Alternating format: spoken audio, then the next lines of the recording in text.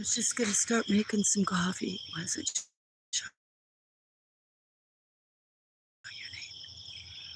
Just went in and making coffee.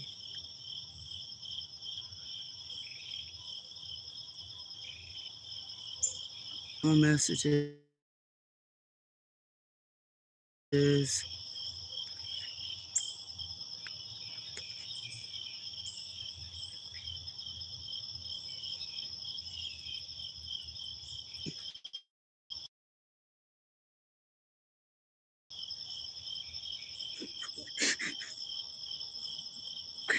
I was gonna be a smart ass.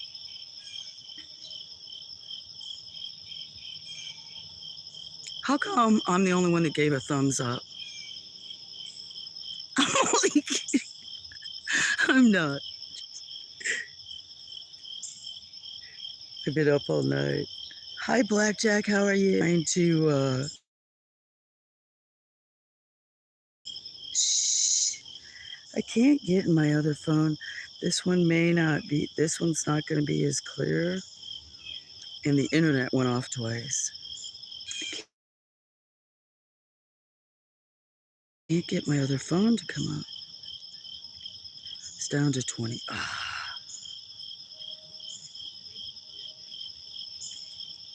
How are you?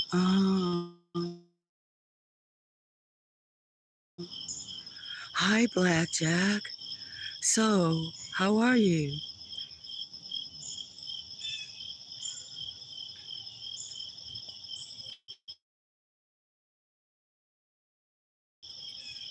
Why am I having such a problem this morning? It's not because I haven't slept. That bad.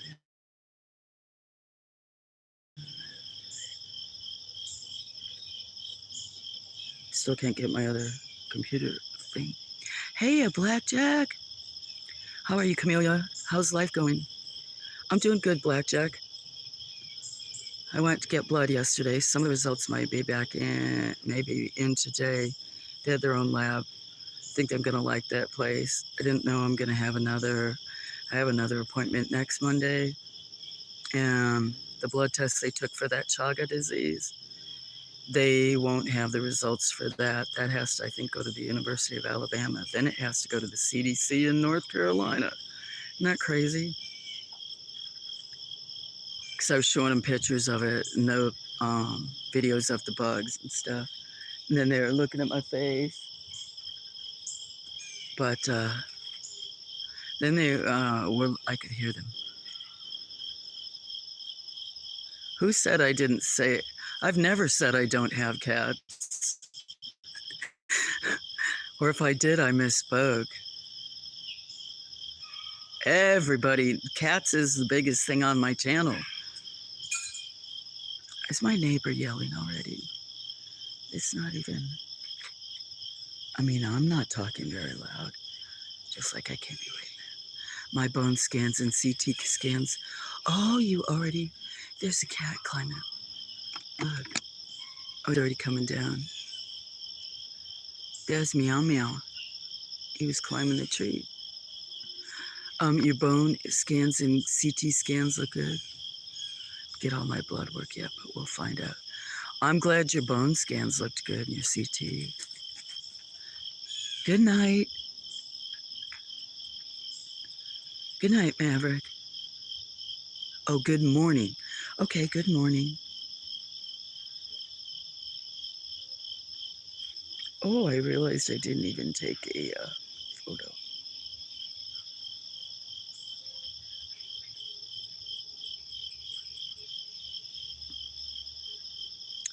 But October 7th. Yeah, I'm lucky they had a lab there. And then I don't know if they'll call me today or tomorrow, or that I've got an appointment next Monday. And they said it may take like a week or more to find out about that other. What they told me about that chaga anyway is that if it would, they might want like DNA or something. I was like, what? I don't know if I signed up for all that.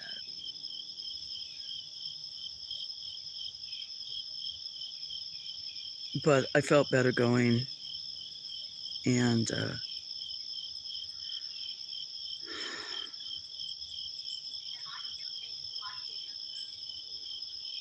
Deal with whatever.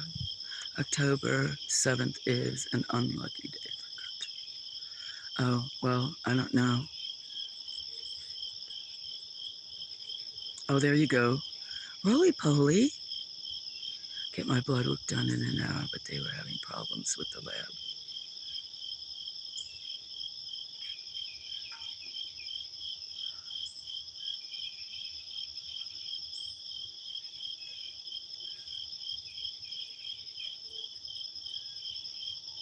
No, that's not Lola. Lola's white.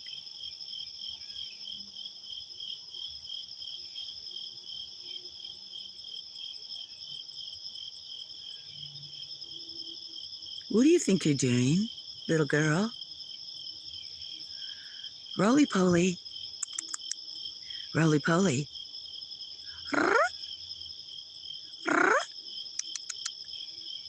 And good night, Suzanne. I thought you were already sleeping.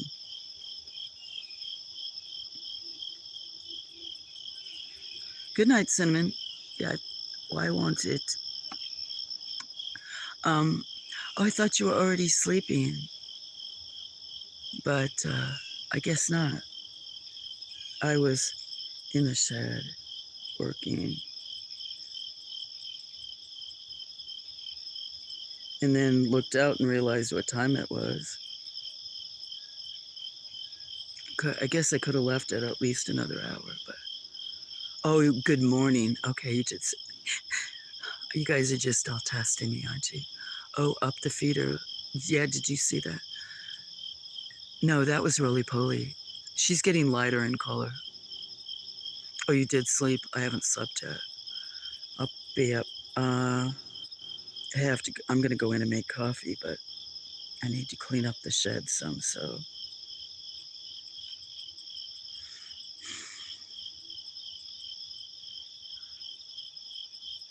Maybe I'm jazzed up and just film. No, it's not Maverick, very small. And actually right now it's in dormant mode. It's in Darwin garden mode, survival of the fittest. Uh-oh, it's saying that weather's changing for down here. I should look.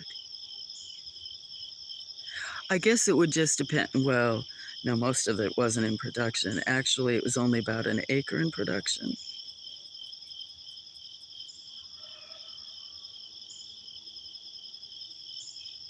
But I could cram a ton of plants and grow a bunch of stuff.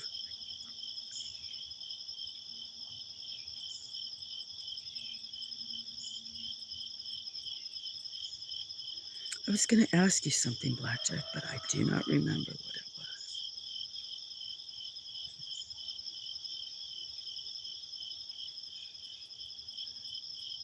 Pick kind of washed out. I don't know.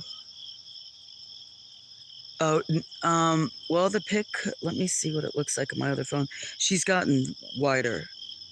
She's going to be great. They're older. They're like 8 or 10, but she's gotten very, excuse me. She's gotten much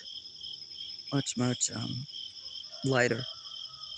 But the camera I wanted to use, the other one I was using was on 20%.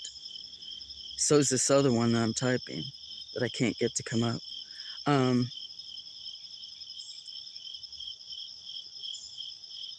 So it's an older one too. The camera might not be as clear, but... Oh, the picture does not look good. Does the picture look fuzzy to you guys? Because on the camera, it's not fuzzy at all.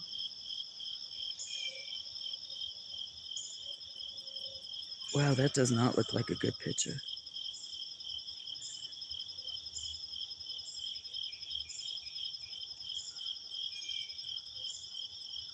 Is it fuzzy? What the heck? It's not even zoomed in. Is that just bad internet?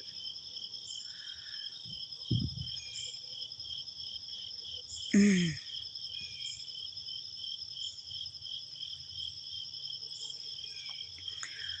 you guys have, is it bad internet? Can you tell? I'm gonna either turn off or I gotta go inside. Crap.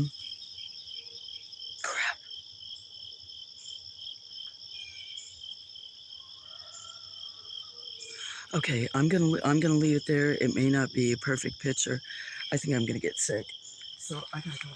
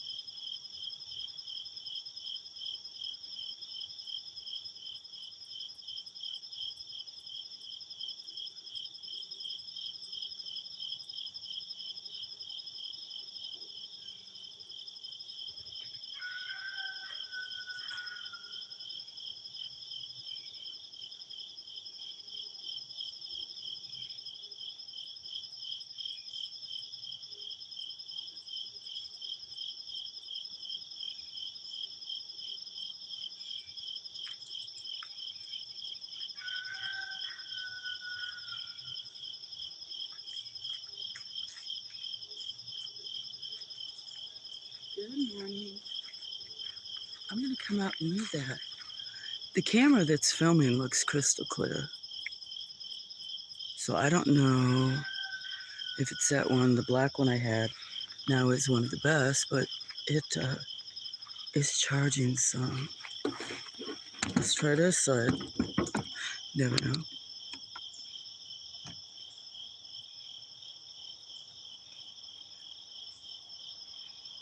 Back to old times with the internet. Maybe not.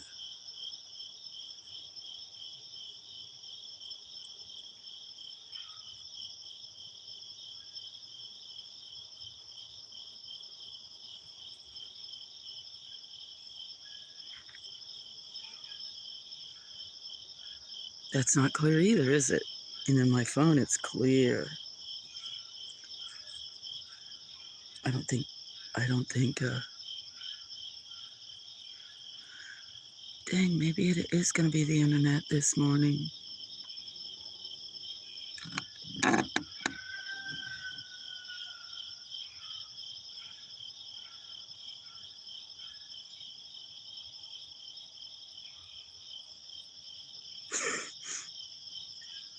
Let it settle down.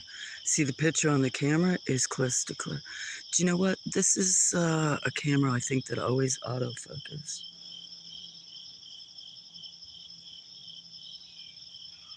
Boo! Got spoiled by such a great, that's good. On this other camera, are you sure that's good? On the camera, it looks good. On the second phone, the one I'm looking at, it doesn't look good.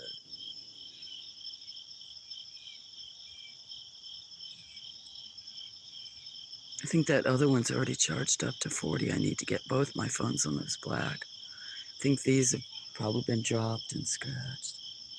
I don't like that picture. So I started coffee.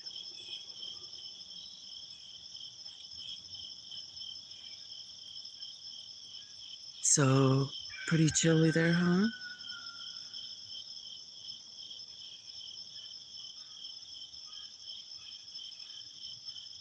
Oh, I know one reason why I stayed up. I was thinking about going to the not the farmer's market, flea market this morning, but I probably already want to be on my way. I'll have to do that next time. So should I back up and see? Got spoiled by good. Yesterday was good. Digital, it's always auto. Not all of them. My other one doesn't do that. But one there, yeah, one of the cameras I have is worse for that. I don't know if there's something you can set because I've got a few cameras that don't do that. That's what this one's doing, isn't it?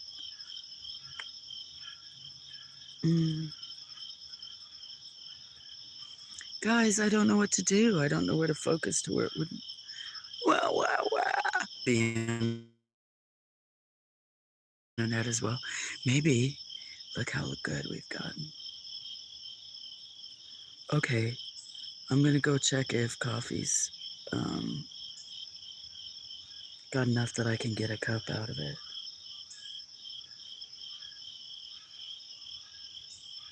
I don't know when you came in, Blackjack, if you were there for quite a while. Leave it. I am going to. See, look. Look at, he put leave it with, Blackjack, I'm getting better. Look at every second. Look at every, the better maybe zoom in, but then good, exclamation, Sousa, exclamation, Wells, leave it. Okay. Got it. Okay. I'll go check coffee.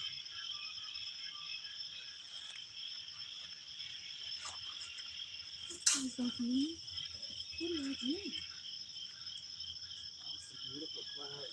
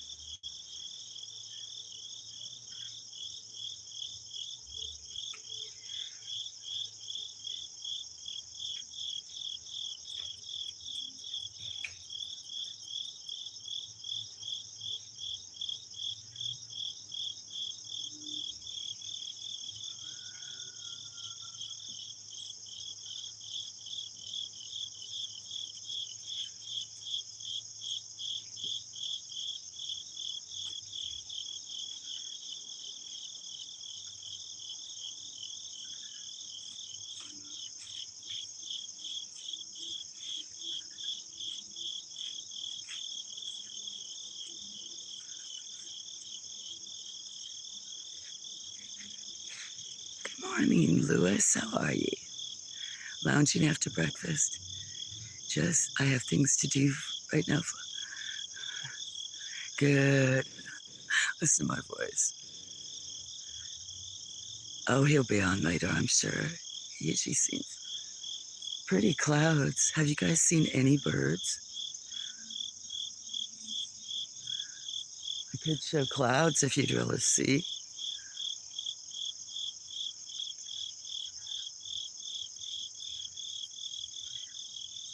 They're like, leave the camera alone. I wouldn't move it. I would just turn it around.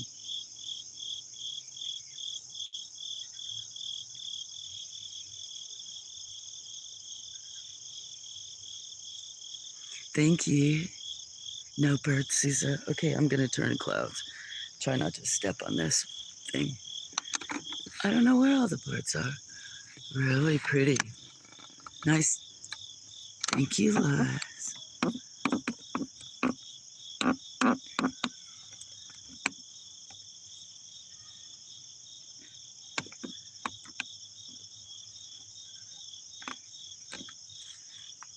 Now I just got to not walk in front of it because I probably will because there's rocks right here. I won't. There's clouds at least. So chill time, that's good. No birds. Oh, now Taxi's gonna come over and eat out of the statue. Taxi. Hi, meow meow. Meow meow meow. Oh, you like the rest. Rub all over the truck. Come here.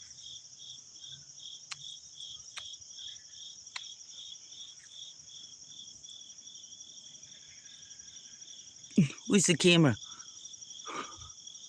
I was trying to let him see you. Come here. I see you, little girl. Say hi.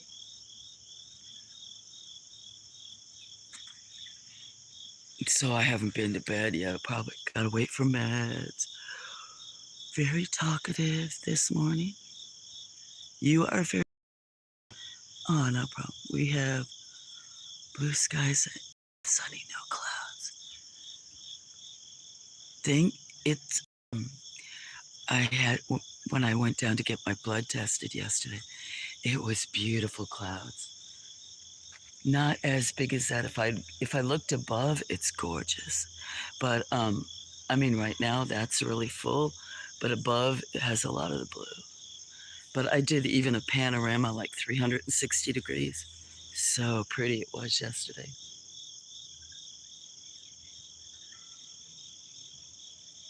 Clouds are very pretty. I need to go get some coffee. Take meds. And might as well go in and take them early. Hi, Taxi. Really nice view last night, Louis.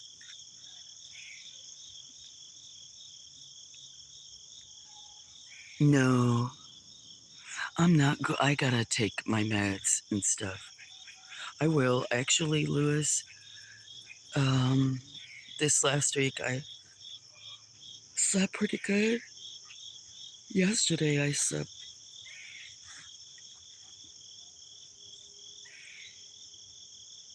I'll either end up letting this go, but I'll say goodbye before I do. But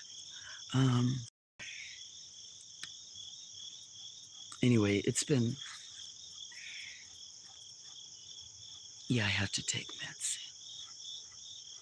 Right, guys? I have to clean up in a building. That can wait.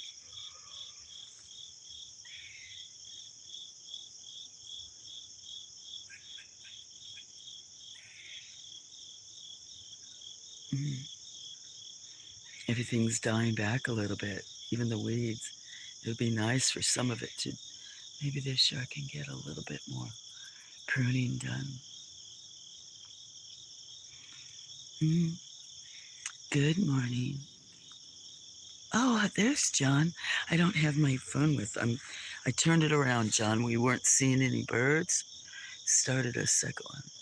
So okay, I might have to go back in and get my phone. Let's see. Talkative. We have blue sky. I will. Or go get more coffee. I am going to go get more coffee because this is. Blackjack, don't they were if I would show the other way. But then I'll be moving it. There was blue skies. See, look. See? They were kind of all like that blue. They were beautiful, really beautiful. Big pillows. But if I leave it that way, I'll walk in front of it and see. Ah. So there was a lot of blue over there. But, where's it at? It'll come back because actually, way down at the bottom where the writing is, just above that tree, it's blue. Anyway, I'm moving it around, ready? We might get clouds. I saw there was new warnings about the tropical storms or whatever. And it did show the whole state of Alabama is red. So I better go in and check. Good morning, Sid. You tossed and turned all night. Oh, because of your nachos?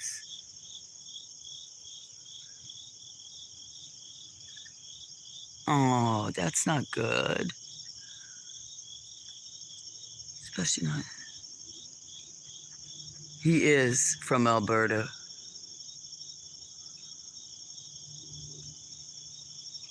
Uh-oh.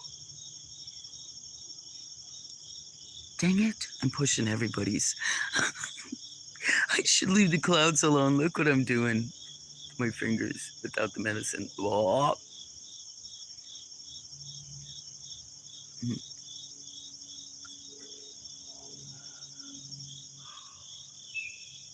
Are you us?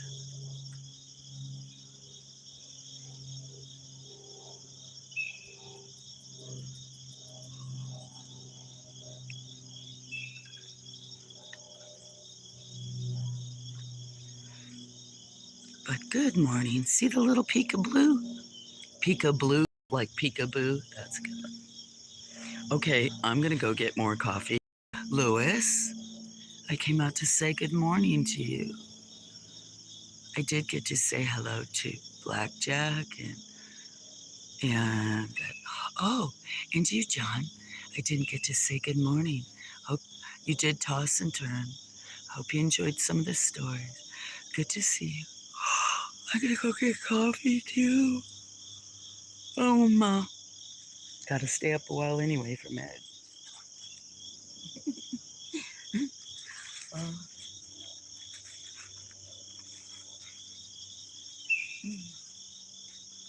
Okay, I'm going. Maybe I won't walk in front of the camera.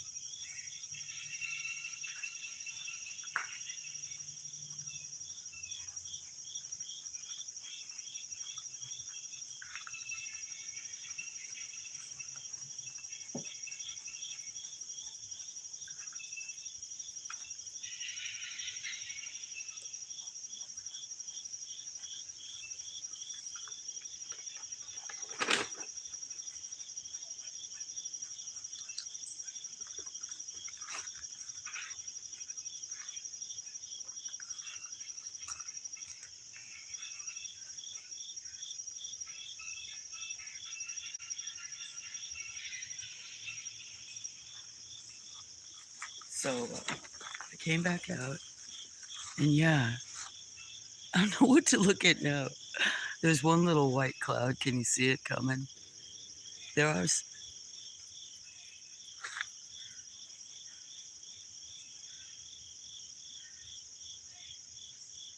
I was listening to some of them. So, you guys kind of missed it. I'll move this around back this way toward the bird girls. You have something. So, Jack, were you here for much of the stories last night? I don't think so. I know you weren't here, Lewis, were you? So, you guys kind of missed it. I had a special message for everybody. Were you here, Blackjack?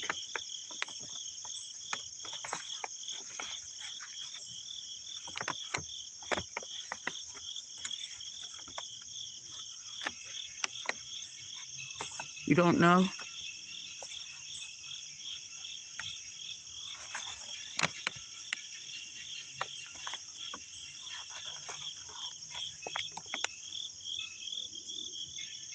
You don't know?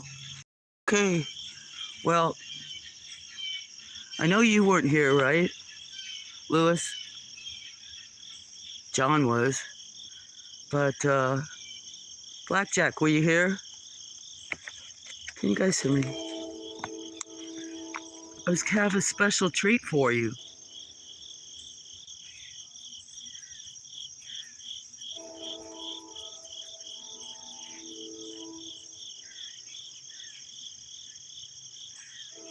Hello?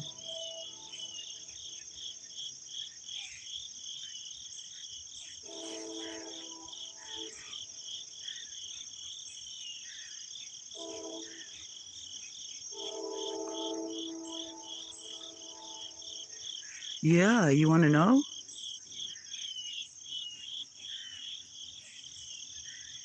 So last night, I revealed myself, see? This is me in my full glory. I wanted to say last night, anyway, thank you for being, thank you for coming out and showing up. I did my hair, like my flowers. Huh? Anyway, thought you might want to see my special treat. Had a face reveal. No, no.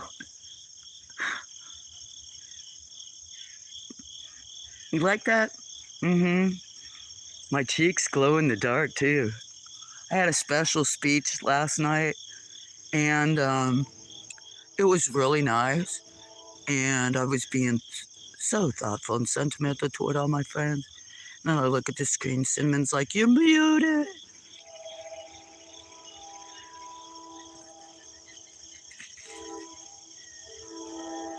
So I have some other treats in the works for you guys. And I don't know, maybe I'll announce it or not. But I thought it was time for me to show myself.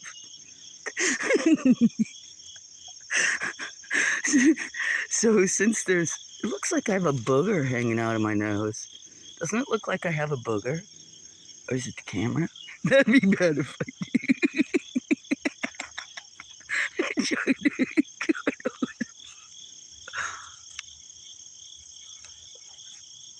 So sexy.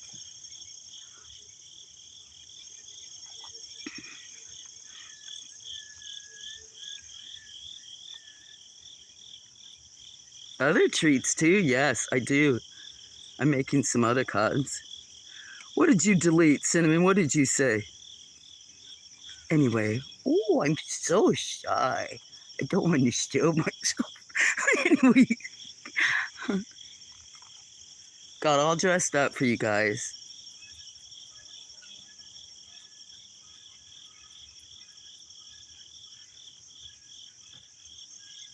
Okay, well, enough of that fun. Hope you guys liked my surprise. I thought I'd show you since you weren't around last night.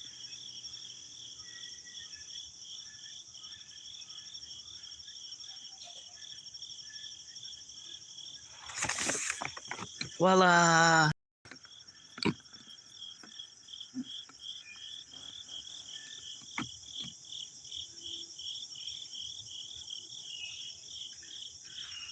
Mmm. So, I hope I made everybody's day a little brighter. That's me. Yes, I'm ready for Halloween. That's me already. You're right, I am. I should go into the store. I wonder what they'd do if I went to the store and walked in there. You put on makeup for you guys. I did. I never wear makeup anymore. I've changed so much from like when I used to do corporate work, but yeah. So I did. I put makeup on for everybody. I got another costume in the works. And then I think I'm going to do another one because somebody asked me if I had a hat. John was there. I don't remember.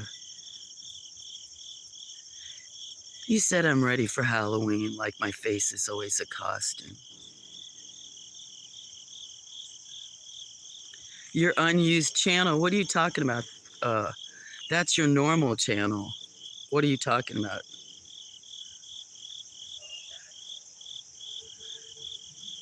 The story last night. The store, I think a robbery is coming. Oh, I know the store would think that. Saying slip in the end. I don't know if you'll post. Thank you. Oh, Susa, yes. Did you like that? Just wait. I have more in the works. I was kind of gonna I don't really celebrate stuff, but do it as more as a celebration for my subscribers and friends. So that was my costume to a girlfriend's party. But now I'm in the process of making another one for somebody else's party. Other treats.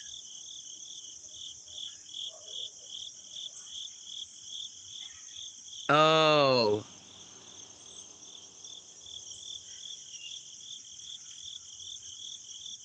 the unknown sees you guys like that? Yeah. Aw. Glad y'all liked it. Bouncing around. So maybe you guys will be in a treat. I do have something in mind that's oh, Dan, can you stay 1 minute? You want to see what I look like? Should I show them, guys? You want to see what I look like, Dan? Do you have time? Okay, stay there. Stay right there. Okay, I got to fix my hair, Dan. So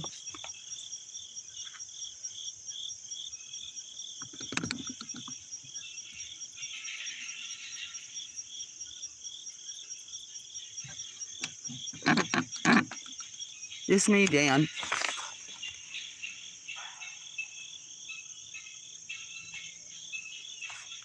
Light's not very good. It was good.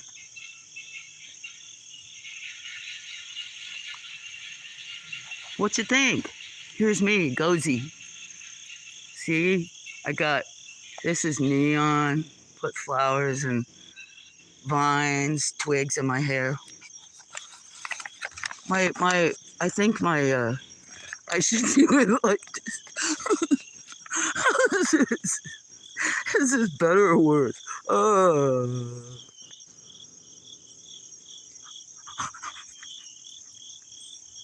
That's pretty weird too. I get you. Anyway, doing good. Okay.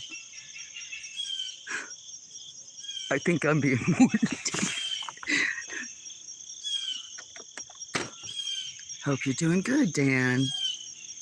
I should be able to catch you today unless I'm sleeping. If I don't catch you today, I'm sleeping. I don't care if you switch. Actually, I thought that it was your sim. I didn't know that. I didn't know that it was the other one. DJ, you can do whatever you want. I'm just being a brat. Hello, Dan Anderson. How are you? Hope you're doing well. We were we were waiting for birds. No birds. And we were looking at some pretty clouds and a cloud slip.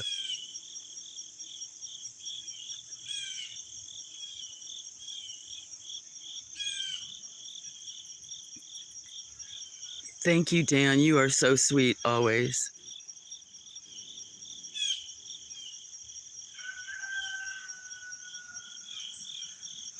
So, Lewis, you missed some good stories. I'm getting better at reading stories. I've almost read one whole book of ghost stories. Creepy campfire stories. Oh, even Uncle Swill came in at the end and wanted one. Thank you, thank you. Bless you too.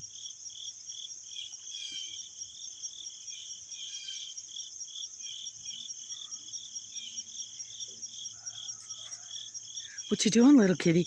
Oh, Lewis, here's Daphne. Daphne, Daphne, where you going? There she goes. Daphne, come back here. You've been requested. Aw, Lewis, did you see her at all? She's headed to the creek. We could go that way, but I wouldn't have internet.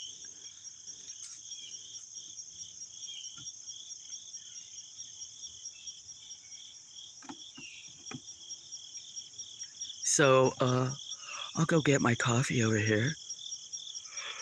Now that I had enough fun playing with you guys. Well, I shouldn't say enough fun, but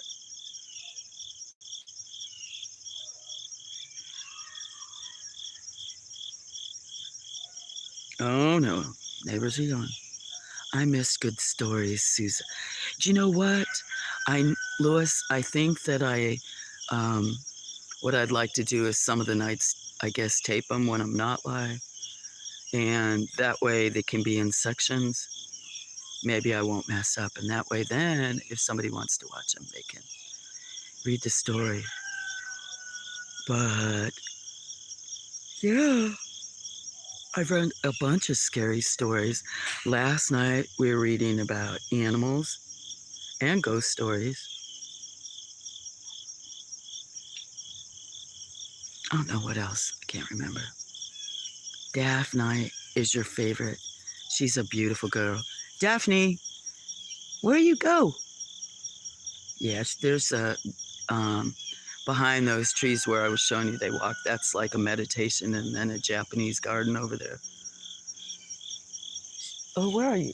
Who is that one? So she's over there somewhere doing something. What glory? What glory? What glory, girl? I hear rustling over there. I did. I've read Poe several times. That's some of the first I read. The Telltale Heart. I think the first one was The Raven. I read The Raven, The Telltale Heart, and something else by him. And I read a Longfellow poem. I'm trying to remember the other one. So I read some of them, and then I'm always being requested to read or like campfire stories. So I bought 3 different books. One had ghost stories, and it was a little hard, like what my brain can comprehend at night. And then I've read almost the whole book of the spooky campfire, and then some of the traditional animals. Animals, Lewis. Oh, animals. Here come the Blue Jays listening. But I was like Lewis, what animal did I read, John, last night? Oh, skunk. And that was Uncle Swill, wasn't it? And I had opened this book that was about animal totems to read, asking people if they had any animals crossing their life. And nobody said nothing. And I opened the book again, and it was to skunk. So it was like the third time. So I was like, okay, I'll read about skunk. And Uncle Swill was like, did I read about bears? Yes, so I read about skunks and what they're like for totems and medicines and stuff, but what skunks portray, what their power is, what they're known for, if they cross your path in your life, like the good and the bad, or what it means. I could read one again. Well, I could read one. There is no book. There is a short one on dogs because for some reason the canines and the... Didn't I read the dog one? Oh, I did read the dog one. What else did I read? But those are short, the cat and the dog. I wrote about colors, the positive and negative thoughts about colors. Oh, I read the rat, right? I read about a rat because one of my girlfriends that's here... Good morning, Uncle Skin. How are you? Oh, that's right. I read about grasshoppers, I think, first, because they're in my life all the time. And yeah, the raccoons, the dogs. And my girlfriend, she lurks a lot. She doesn't say very much. I've known her for years. Last night, for some reason, she popped in and stayed for quite a while and was talking. And so she was born under the Chinese calendar of the year of the rat. So I read about the rat. That was very interesting. We had some beautiful clouds first thing, Uncle Skin.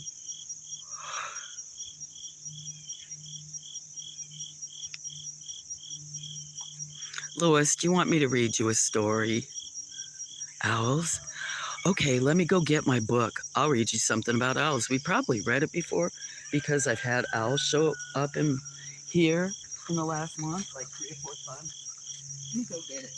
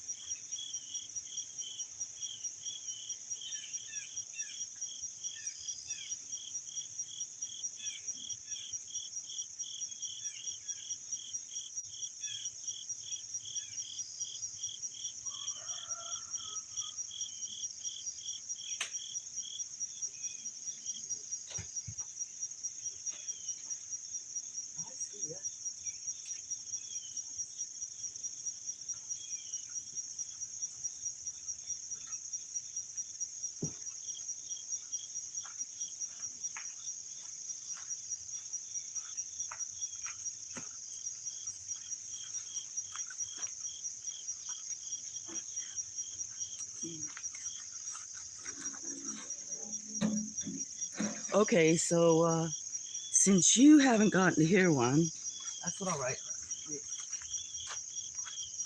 Let me bring my coffee.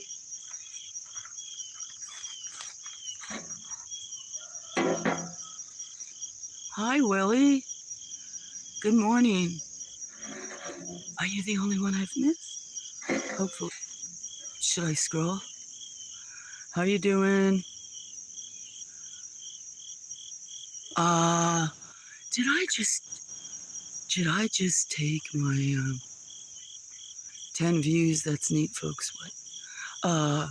Did I take my meds? I think I took my meds. Guys, when I finish this reading, tell me to go check. Well, I need to remember. Okay, so I'm going to read about an owl. Uncle Skin, I wrote, that's here. I read, no, I read you a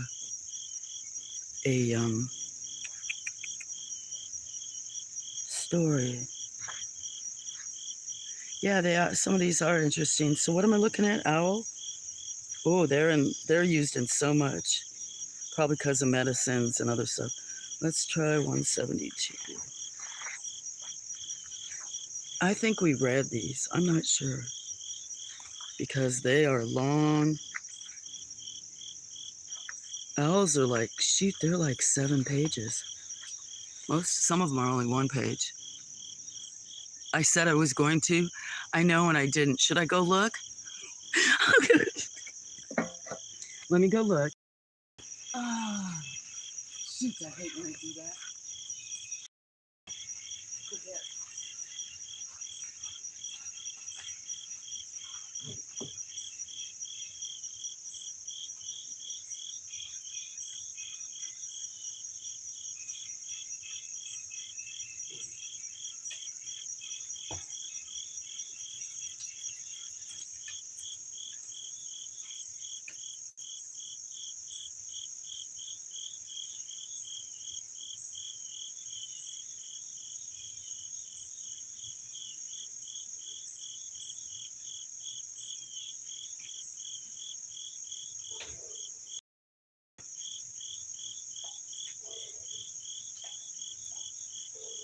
Oh, clouds are really pretty again.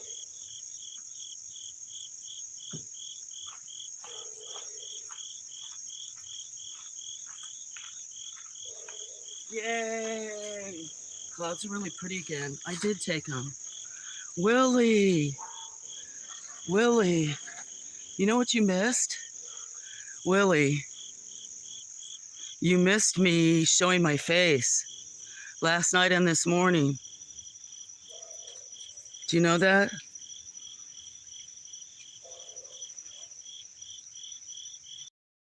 Yes, Louis. I did take my meds. Should I, you want to see? Huh? How bad do you want to see, Willie?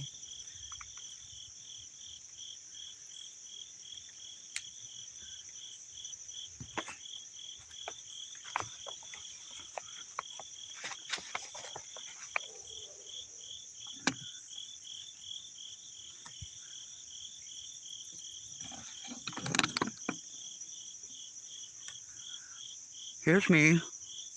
Wanted to say thank you. See my hair? I dressed up for you guys. So, here you go. That's me.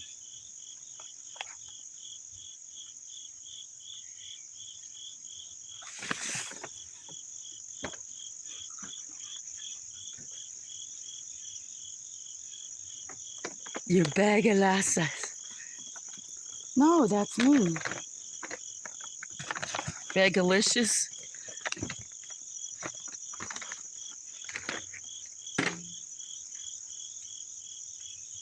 Okay. Did I just get my book wet? Owl is a... I can read it. See, this is what I'm reading out of. That for the animals speak. Owl is a very long one. You may not want me to do that one that long. I love the flowers in your hair, Susan. Very pretty. Thank you. I have some more surprises that I'm planning. We'll see. Where is Owl?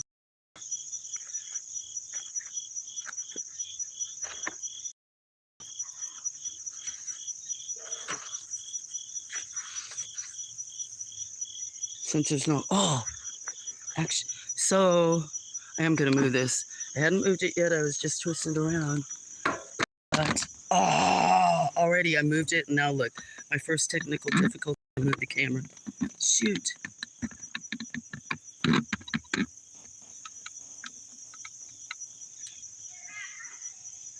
Yeah, my neighbors are yelling. Okay, so what page was owl on? That's a long one. 9 pages, 172.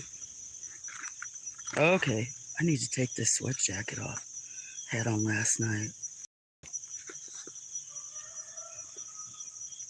I'm not gonna, if I read, I'm not gonna look at this screen though. So you guys will have to talk amongst yourselves. Well, you don't have to, but I should look out on my phone in case doctor's office will call me today. I'm already wanting results.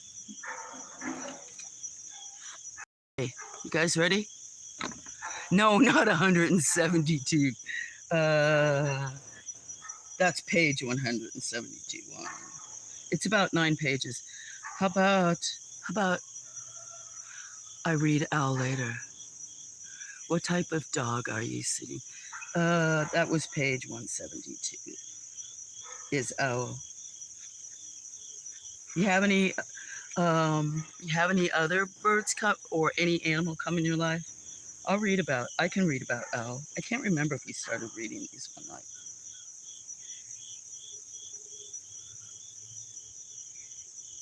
Huh, 11 voos and counting. Neat. Here? Okay. I'll read about owl. The keynote of owl is the mystery of magic, omens, silent wisdom, and vision. The cycle of power is nocturnal and year-round. Where's my... Sorry. Where did I read? Oh, I'm spilling my coffee all over. No bird has as much myth and mystery surrounding it than an owl. Most perceptions of it are confused. It is not unusual to get contrary opinions of an owl. It has an ancient aura of mystery about it. Parts of this is because it is a nocturnal bird, and nighttime has always seemed mysterious to humans. The owl is a symbol of feminine, the moon, and the night. It is called a cat with wings. It has also been worshipped as an idol and hated as the reincarnation of the devil. It has been believed to have great healing powers both in North America and other continents. Because of its association with the moon, it has ties to fertility and seduction, for the moon is the arouser of men and owls. The owl is a bird of magic and darkness, of prophecy and wisdom. To the ancient Greeks, the owl was associated with the goddess Athena, and it was a symbol of higher wisdom. It was the guardian of Acropolis. To the early Christian Gnostics, it was associated with Lilith, the first wife of Adam, who refused to be submissive to him. To the Pawnee Indians, it was a symbol of protection. To the Ojibwa, it was a symbol of evil and death. To the Pueblo, it was associated with the skeleton man, the god of death, but who also a spirit of fertility. Owl medicine is symbolically associated with clairvoyance, astral projection, and magic, both black and white. Many superstitions and beliefs have come to be associated with it. Owls have been thought as a reincarnation of the dead. In Wales, the owl has become to be associated with fertility. If heard near a pregnant girl, it indicates an easy birth. The most prominent is that of the owl being able to extract secrets. It is believed in ancient Rome that to place a feather or part of an owl on a sleeping person would enable you to discover his or her secrets. This all tied to one of the keynotes, especially when we look at its acute vision and hearing.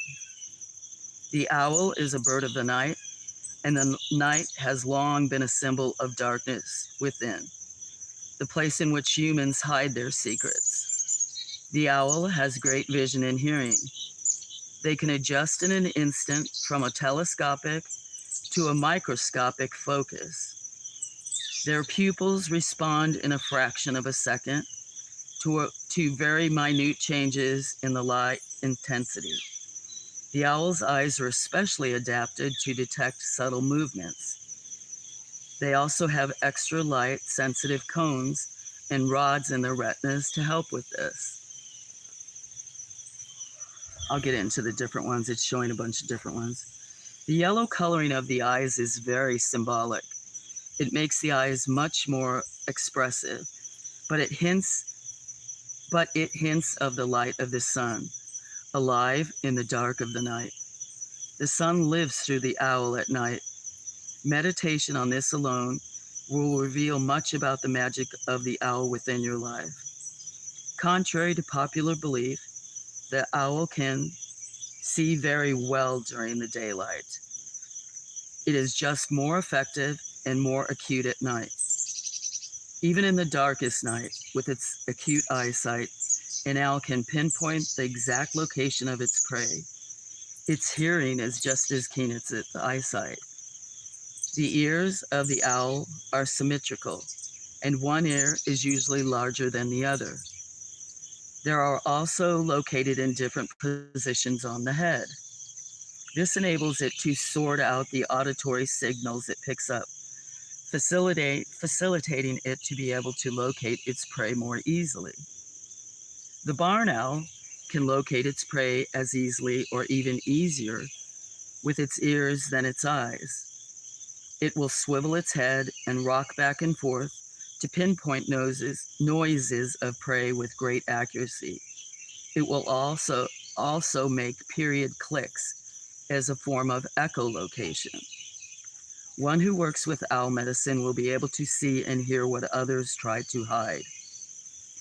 You will hear what is not being said, and you will see what is hidden or in the shadows.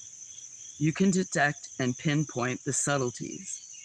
This can make others uncomfortable because they will not be able to deceive you about their motives or actions. Owl people have a unique ability to see into the darkness of others' souls and life.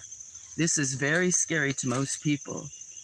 This vision and hearing capabilities have metaphysical links to the gifts of clairvoyance and clairaudience as well. The owl, as a bird of the night, can teach all the secrets of the night. These secrets involve everything that transpires when the sun is gone. Owls are the eyes of the night, and they see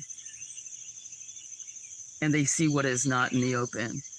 They have secret knowledge they can share. Their medicine can extract secrets. There are over 100 species of owls, and they have always had an intimate link to humans. Wherever humans live, so do rodents, the primary food of owls. Because of this, owls live wherever humans live. The unfortunate part is that many hunters and farmers kill owls frequently, believing cats will do better with rodent control. Nothing is further from the truth. A barn owl can kill 10 times the amount of mice than a cat in a single night, and more if they are young to be fed. Like humans, they blink by closing the upper eyelids, giving them a human expression, which has added to the mysticism of owls. Unlike humans, though, their eyes cannot move. Their neck is flexible, giving them a wide range of peripheral vision. They cannot turn their heads completely around, but they do move it so quickly that it gives that appearance. The symbolism of the neck and its flexibility should be meditated upon for those with owl medicine. If your neck is stiff and inflexible, you are hindering your perceptions to a great degree. Neck massages would be very beneficial for anyone working with owl totems. The owl, like hawks and other birds of prey, have a third eyelid. This nictitating eyelid moves from side to side. It cleanses the eye, clearing its vision. Again, this symbolizes so much about new vision opening to you. It often reflects that you were born very perceptive, with a vision of others that you may or may not have recognized or acknowledged. Often, those with an owl as a power totem have the unique ability for seeing into the eyes and souls of others. Often these perceptions are discarded as wild imaginings or with such phrases as, "Why in the world would I think that about this person?" These kinds of imagings, positive and negative, should be trusted. The mating habits of owls follow similar patterns to other birds. The male will often increase its hooting and dance to get the attention of the female. Many owls like living alone and only come together to breed.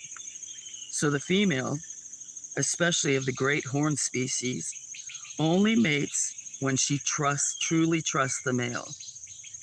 Some owls mate for life, such as the barn owl. Others mate and stay together only until the owlets leave the nest. Many owls do not build nests. They will lay their eggs in the forks of trees or use abandoned nests of other birds. Because they often have unusual nesting procedures, it is not uncommon to find owlets and fledglings at the base of trees where they have fallen. Many people pick them up, believing them to be abandoned. This is rarely so. If left alone, the mother will come take care of them. Usually, only the female will brood, but the male will keep the mates and the owlets in a steady supply of mice. A male feeding the female in a brood can kill dozens of mice or equivalent in a single night. This attests to the great hunting ability and rodent control that an owl can bring to an environment. Owls fly silently. The front edge of the wing has a fringe that silences the flight. Most owls have wings that are great for the size of an owl. This also enables the owl to fly slowly and smoothly, facilitating in its silent hunt. This silence is something that all with an owl totem should practice. Keep silent and go about your business. This will bring you great success. Some owls are endangered. This is partially due to destruction of habitat and partially due to unthinking hunting. The spotted owl is an example of an owl in danger because of loss of habitat. The barn owl is threatened or endangered in many states. This is due predominantly to hunting and the perception of owls as pests. Much study has been done on owls in regards to their prey. This is possible prominently due to owl pellets. An owl will usually swallow its prey whole and heads first. The parts of the prey that are indigestible, bones, fur, teeth, claws, and such, are then regurgitated in the form of pellets. This is a very symbolic act in which much significance can be found. In the swallowing of the prey head first, the owl takes into itself the wisdom and energy of the prey. The regurgitation reflects its ability to eliminate those aspects that are unbeneficial and unhealthy for it. It is important to study the individual characteristics of each species of owl, as well as those for all owls in general. This will help you identify exactly how the owl is going to affect you and your life. In the context of this book, we are only going to examine 6 particular owls, but this will be enough to provide you with an idea as to how to best relate your owl totem to your individual life. Some owls have a balancing raptor. The owl is lunar and nocturnal, while some raptors are nocturnal, and solar. Owls and some hawks will share the same territory, one hunting and using it by day, the other hunting and using it by night. They do not necessarily get along, but they do tolerate each other in varying degrees. One can be seen as balancing medicines and rituals and meditations can be used by the owl in its solar equivalent. They can be used to balance the male and female. One example is using owl and hawk feathers together as part of a dream bundle to help stimulate lucid dreaming. For example, a red-tailed hawk feather tied between two great horned owl feathers and hung over the bed may help you assert your will over the dream state. This can best be used to develop astral projection or just for consciousness control of the dream scenario during sleep.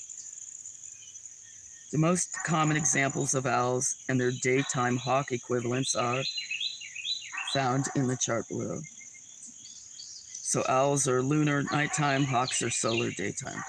So the equivalent of the great, so they're equivalents. So the great horned owl equivalent is the red-tailed hawk. The barred owl's equivalent is the red-shouldered hawk. Screech owls is kestrels. Short-eared owls are harrier hawks. Snowy owls is the white-phased gray falcons. See, this is a long one. Are you getting?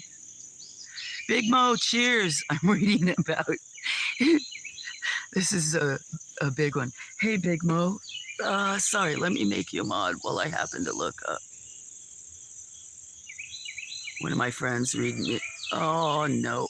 I did the wrong thing. Add as moderator.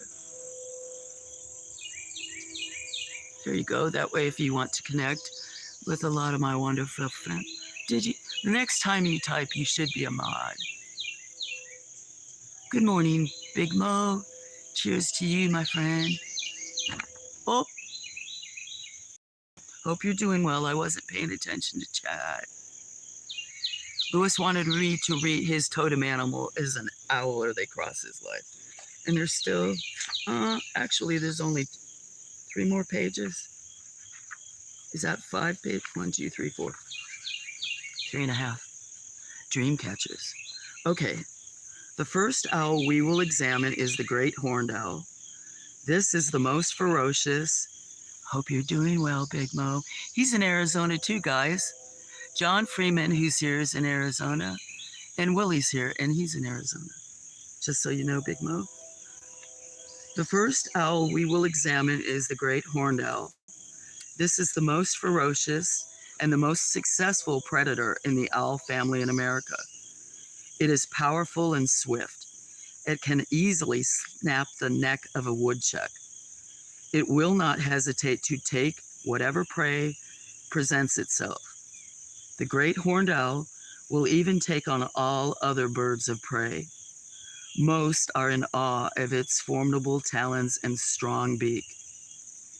The red-tailed hawk is most often considered the solar or daytime equivalent to the lunar nocturnal great horned. This is because they may nest in the same tract of land. This does not mean that they get along, though. In fact, great horns will harass red tails to the degree that if the opportunity presents itself, the hawk will try to eliminate the owl. Truly, only the golden eagle is the one raptor unafraid and unintimidated by it. This ferocity has enabled the owl to survive and adapt to constantly changing environments. It attacks life with a fervor. Unfortunately, this same ferocity has interfered with the reintroductions of the peregrine falcon in its former habitats. In the peregrine's absence, the great horned owl has taken up residence and will not share either its inhabitant or its food sources. To many, the hooting of the great horned owl, especially strong and frequent during mating, is a harbinger of spring. Its favorite habitat is the dense, wooded areas of hardwoods and conifers, but it can live almost anywhere there is a food source. The favorite food of the great horned is the skunk, and anyone with this owl as a totem should also study the significance of the skunk. This owl does not have a great sense of smell, which is probably why it is a skunk's most fearsome predator. It would also be good to study crows, as they will often gang up and mob owls in their environment. Crows know that if an owl finds their home during the day, it is likely to visit at night when the crows can neither see nor hear its approach. The tufts on the top of its head are not its ears. They are simple tufts of feathers. The ears are located lower in the head, and as with all owls, are extremely acute. They can hear as well or better than they see. Next is the common barn owl. This owl has a heart-shaped facial disc, which is unique among owls. This reflects the ability to link the heart and the mind. It is also part of what this owl teaches.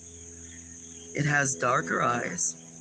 It has a golden buff feathering on top and white feathering beneath. The common barn owl has a variety of names. When seen at night from below, it has a ghastly appearance due to its white feathering. Mo, you missed me introducing my face. So I'll have to do it again. Anyway, I'll start that one over. Next is the common barn owl. The owl has a heart-shaped facial disc, which is unique among owls. This reflects the ability to link the heart and the mind, and it is a unique part of what the owl teaches. It also has darker eyes. It has a golden buff feathering on the top and a white feathering beneath. The common barn owl has a variety of names. When seen at night from below, it has a ghastly appearance due to its white feathering. It is this aspect which has earned it the name of ghost owl. It is an owl whose medicine can connect you to old haunts and spirits of properties and homes that may still be lingering about. Its medicine can be used to help develop mediumship and spirit contact. The barn owl is a master hunter. Many farmers have shot barn owls and tried to replace them with cats. Unfortunately, the farmers do not often realize that one pair of nesting barn owls can eliminate more mice per night than 10 cats put together. It is the barn owl's hearing ability which makes it stand out as a hunter. In fact, a large portion of the barn owl's brain is devoted to sorting out the auditory signals that it picks up. It has the ability to use echolocation, a kind of sonar in locating prey.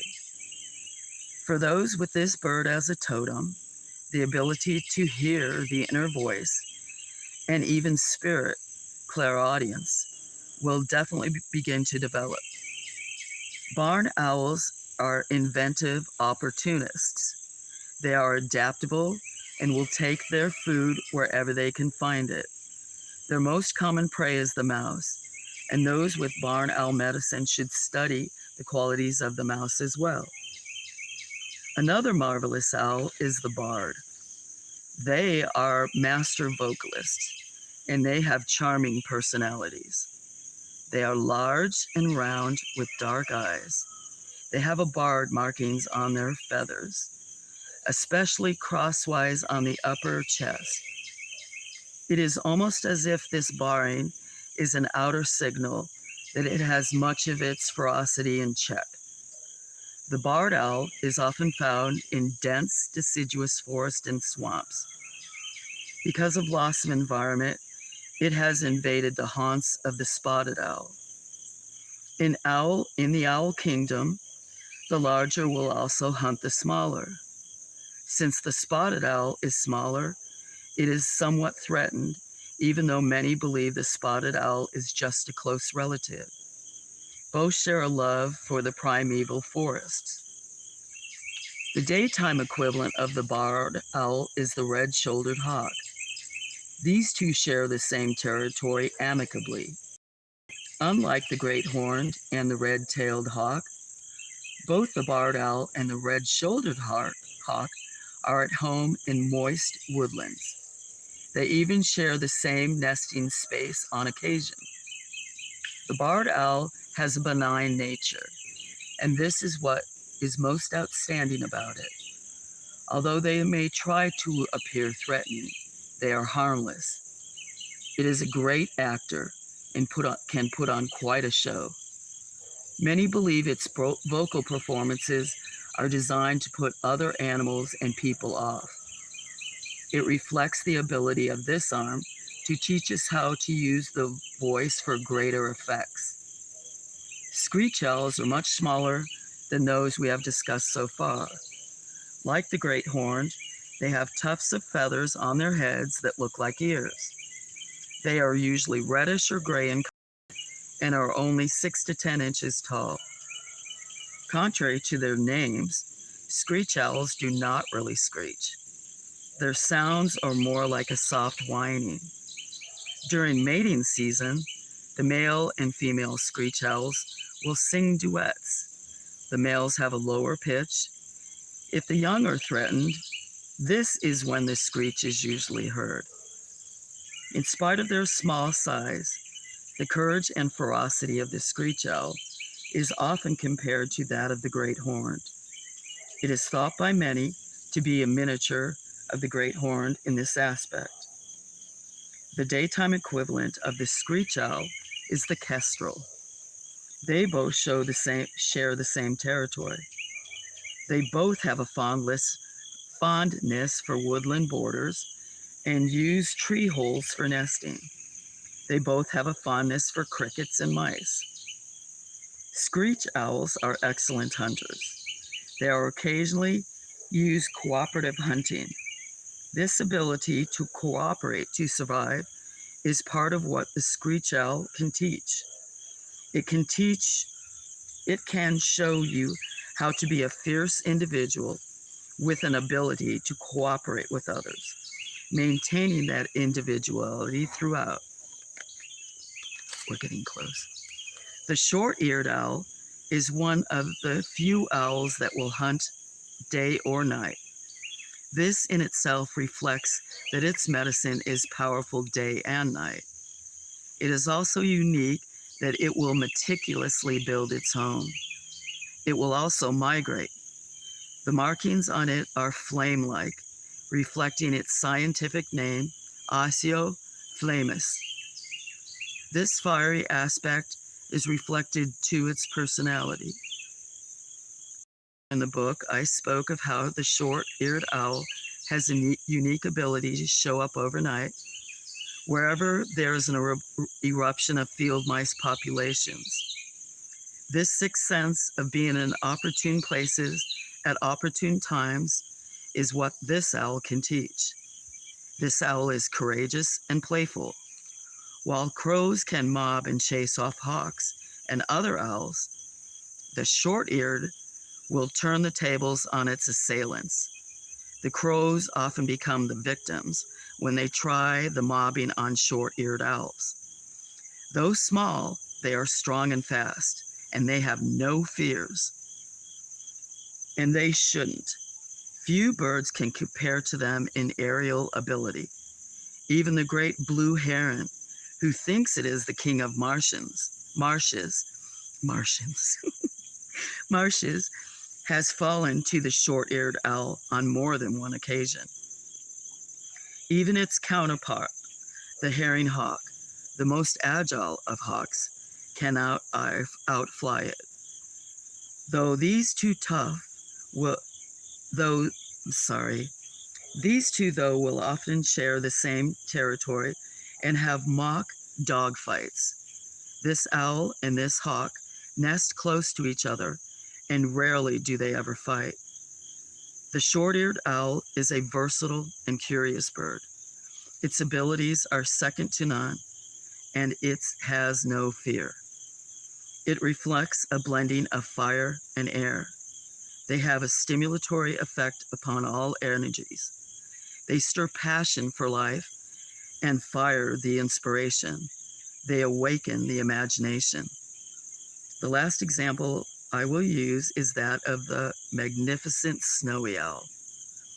It is larger than the great horned, but is the most noted for its white coloring. It is found in the open tundra of the Arctic, but it will migrate as far south as necessary to find food. Most owls hunt by night, but like the short-eared owl, the snowy is at home both night and day. It can hunt in full sunlight or total darkness. It has the unique ability to open and close its irises to adjust to whatever light intensities or lack of there may be. The snowy owl hunts predominantly by sitting and waiting.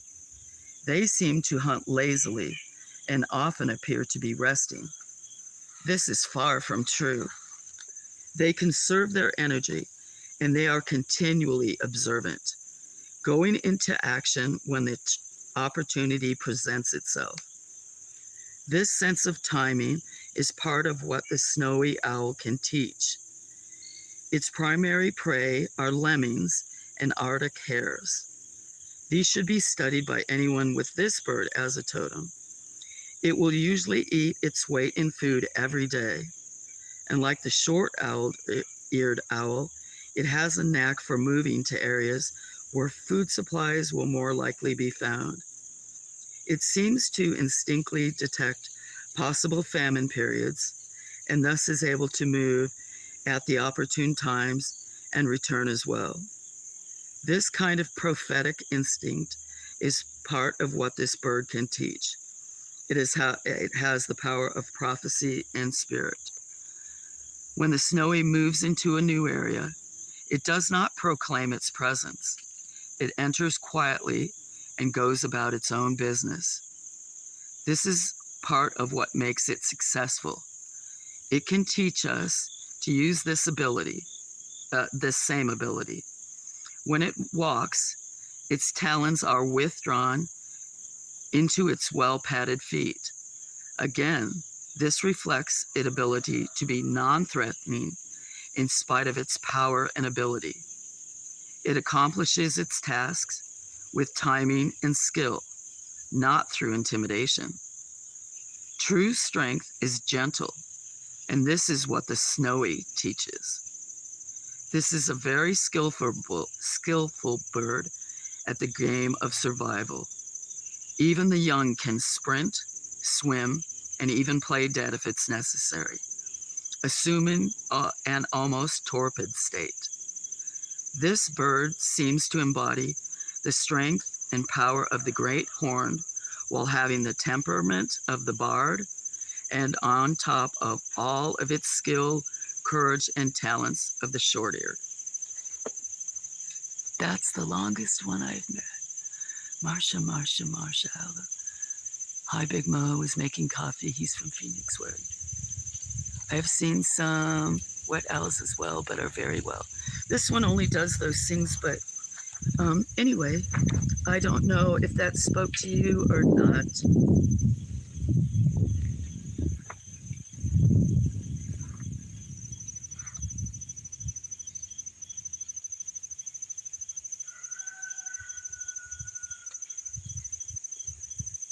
I have seen some.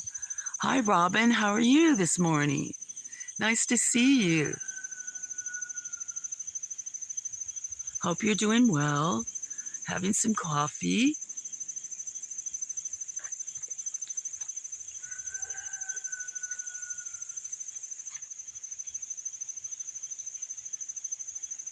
Anyone else have any animals coming?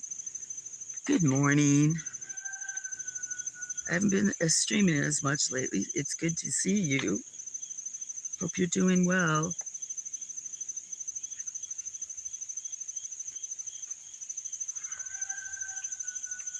Oh, I just saw her.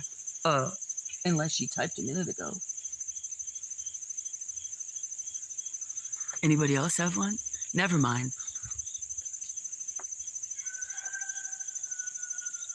I read grasshopper earlier. Let's see. Anybody? Reptiles, snakes.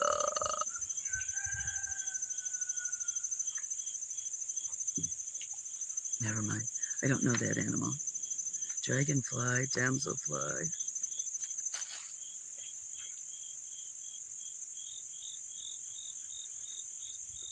Beaver, bull, bobcat. Thank you, Florence. Who's Florence? Me? Florence? There was a lot on that one, wasn't there? That's the longest one I've read here.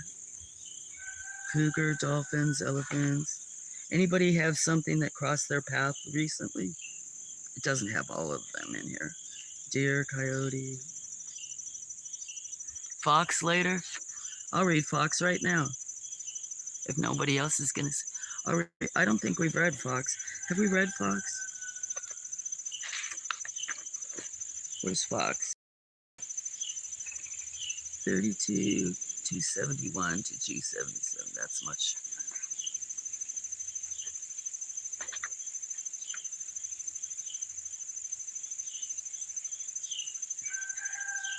They're related to dogs, right? Is it 277? What did I say? I bet you fox is a long one too. Maybe not. Let's see. There's giraffe. Quite a few pages. Thursday, fox. Read the. I'll be right back. 15 to 20. Read the fox on Thursday. Is that what you're saying? I'm tired. I'm waiting to drink coffee. I can understand that. I hardly drank any coffee. I'm sitting here. It's cold. But I'm not going to waste it with the price of coffee. He said he's going to be gone, so how about if I read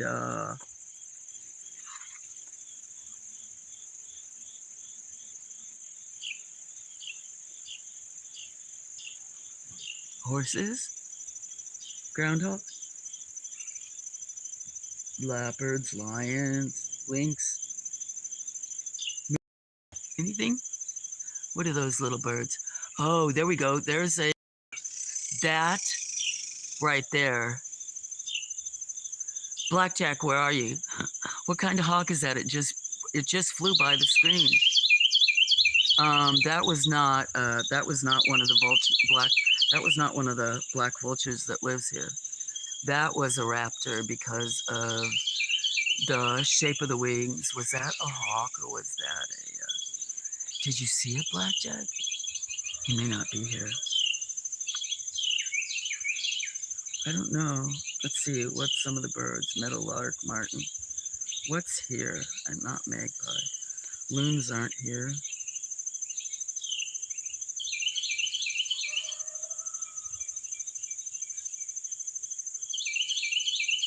I think that was a hawk.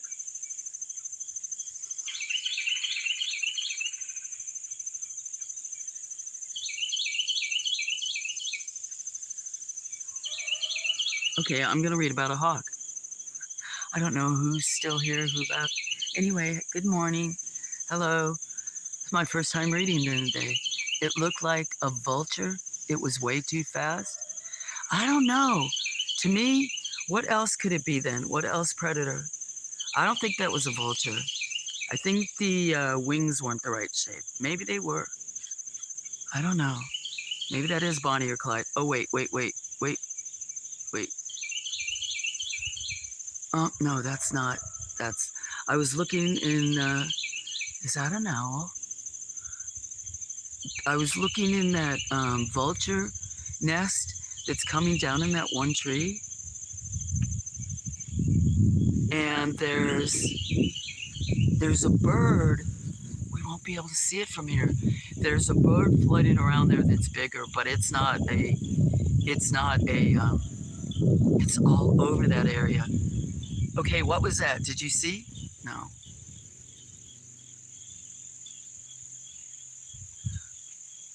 They usually will screech. Yeah, like the time before. I do trust you've taught me so many and shared. So I wonder if vultures in here. Let me see. Have we read about vultures?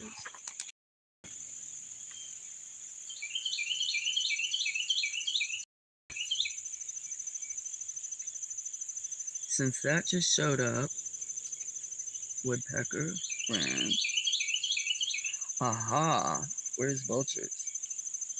Let's do vulture since that just passed in front.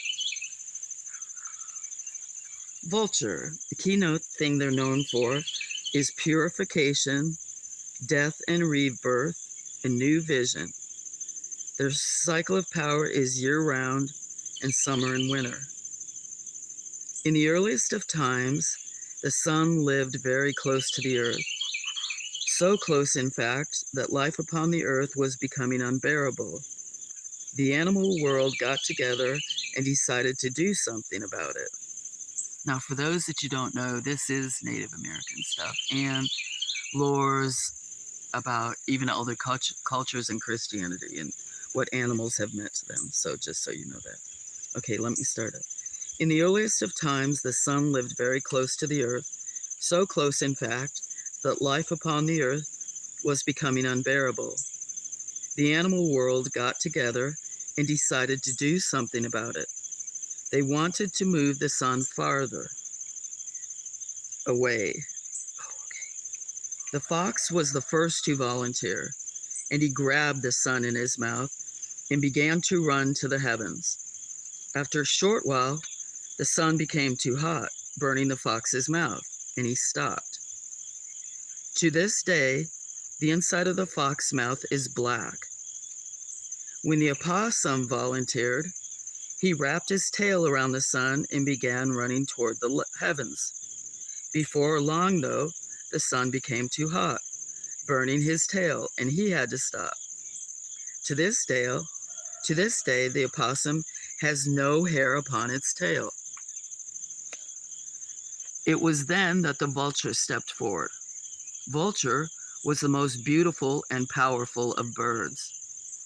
Upon its head was a beautiful mantle of rich feathering that all other birds envied, knowing that the earth would burn up unless someone moved the sun. The vulture placed its head against it and began to fly to the heavens. With powerful strokes of its wings, it pushed and pushed the sun further and further up into the heavens. Though it could feel its crown feathers burning, the vulture continued until the sun was set at a safe distance in the sky away from the earth.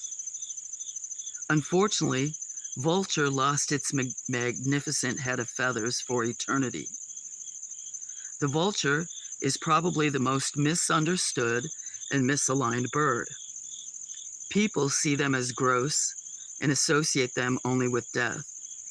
But myths and tales abound and reflect the exact opposite.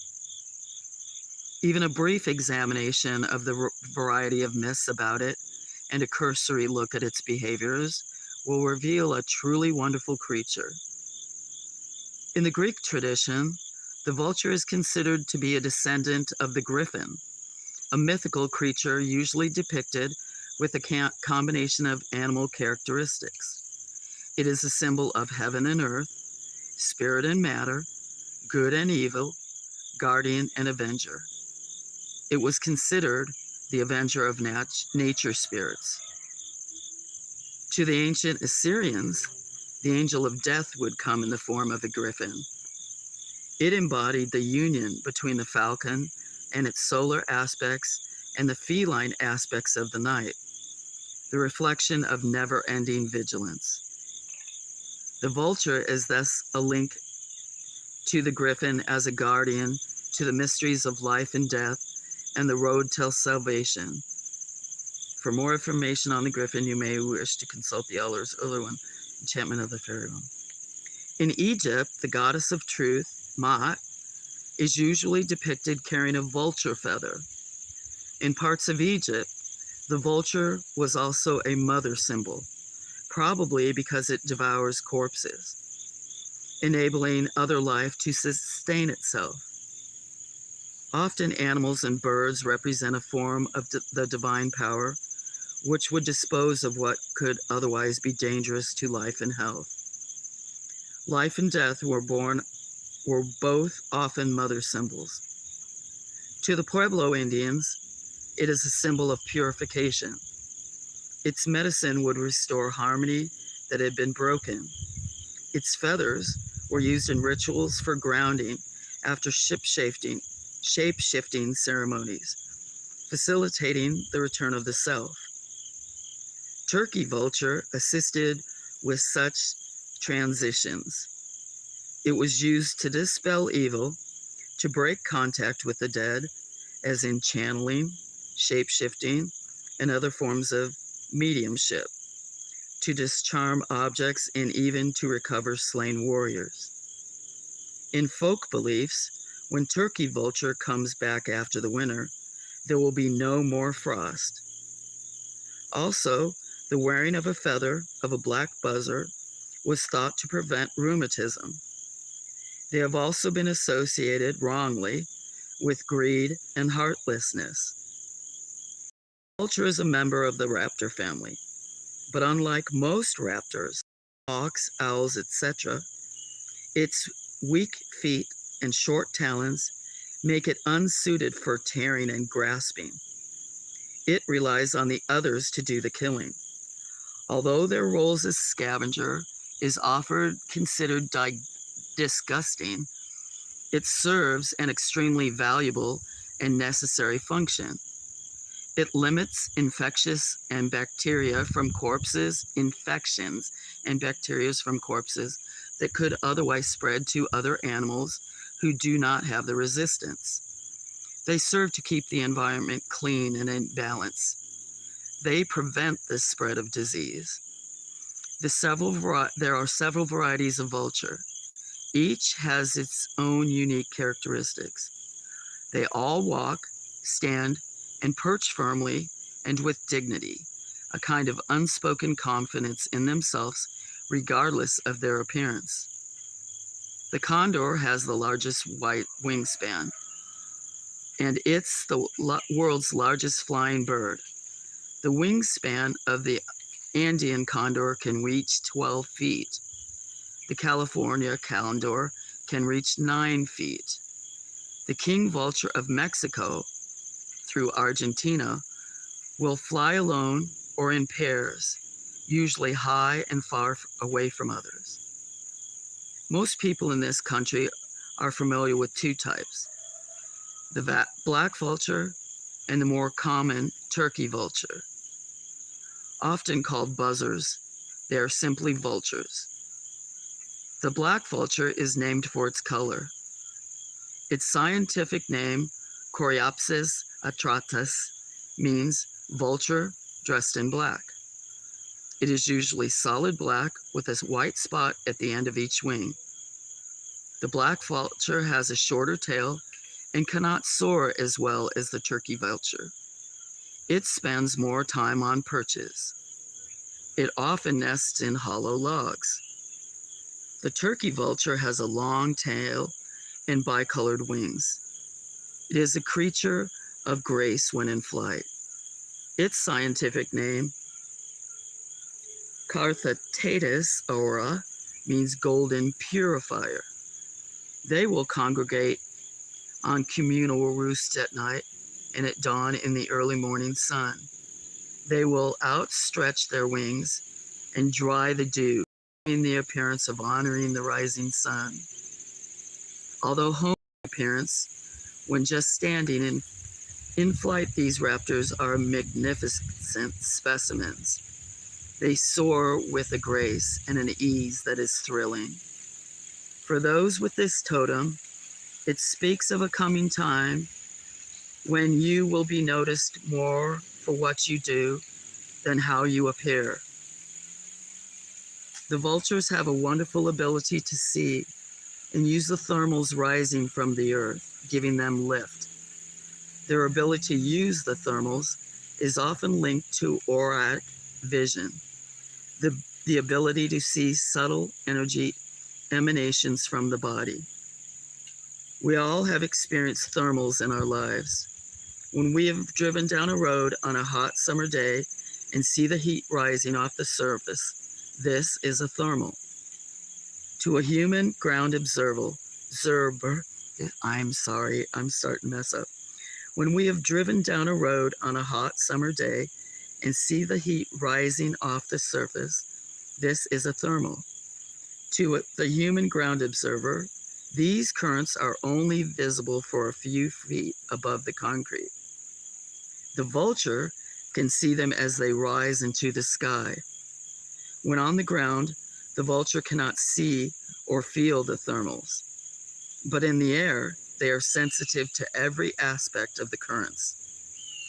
If turkey vulture has come into your life, you will probably soon start to see auras and colors around people and things. If not, the vulture can help teach you. The vulture is a patient hunter. It can soar for hours without flapping its wings. They are tremendous symbols of flight without power.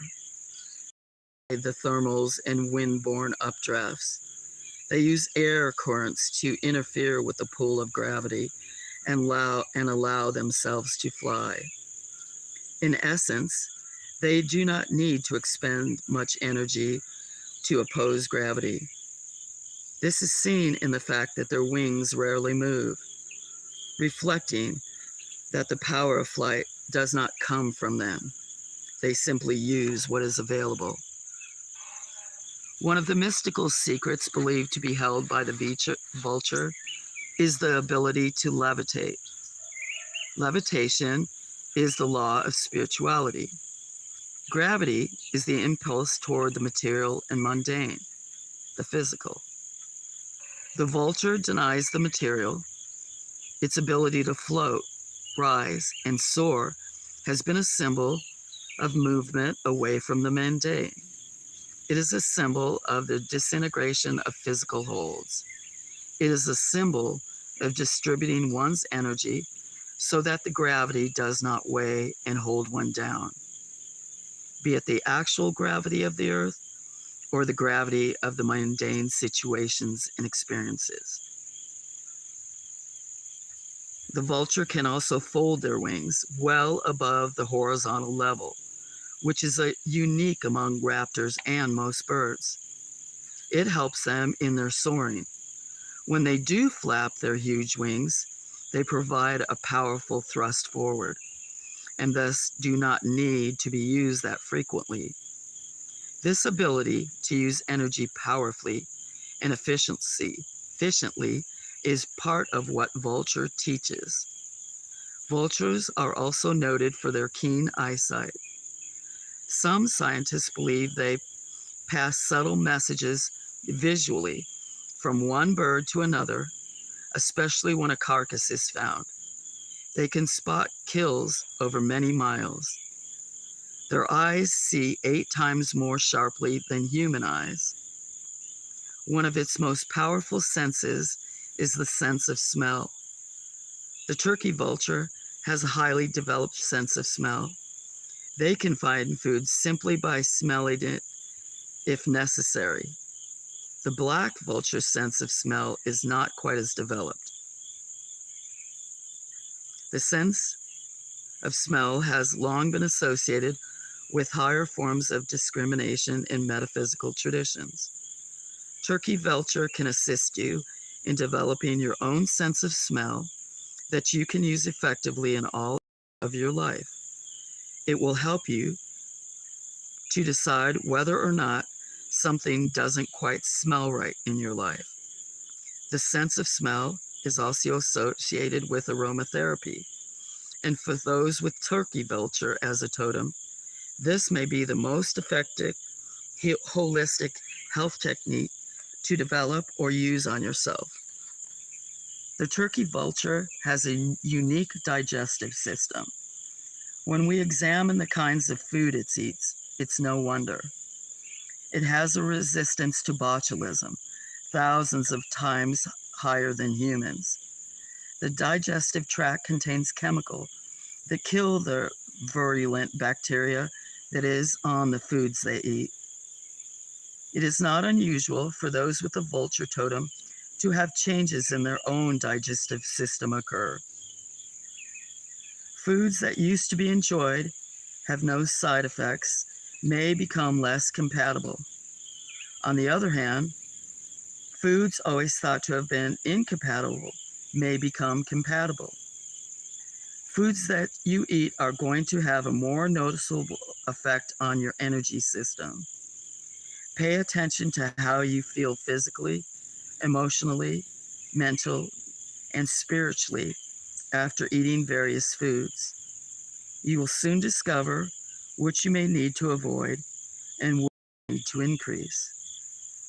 When a turkey vulture comes in as a totem, there may also be changes in your eliminative process. The turkey vulture is just one of a few animals that will eliminate over its own legs and feet. It will squirt excrement on itself. This is due partly to cleansing the feet and legs of bacteria that may have accumulated on them while the vulture was feeding on the carcass. The same bacterial chemical in the digestive tract is found within the excrement, serving as the bactericide for the legs and feet. This does not mean that those with the vulture totem are going to have problems with incontinence.